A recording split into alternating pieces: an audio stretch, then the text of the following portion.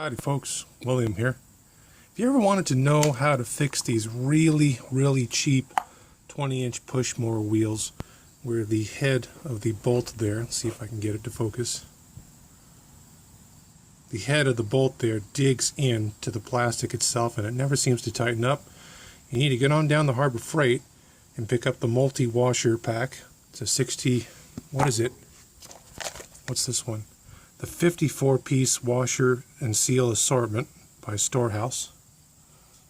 That's item number 67667. And you'll use the large nylon split washer here, which serves as a lubricant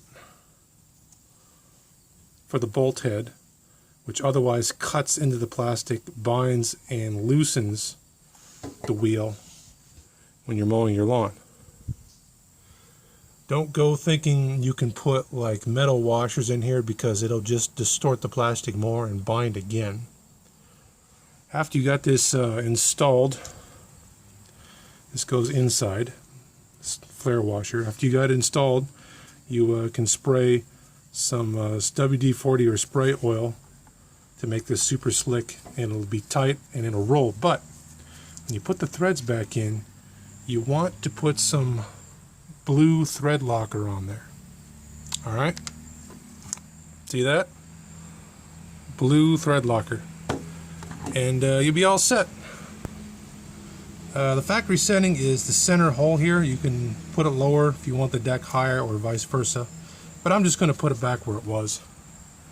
And that's how to fix it. I didn't go on for 14 minutes with a sponsor to tell you how to hammer and insert in here, because there's nothing wrong with the spacing and the shoulder bolt. It's not wallered out on the inside.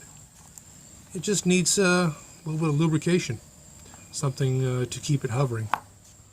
Alright, hope this helps. Hope you all learned something today. Take care now.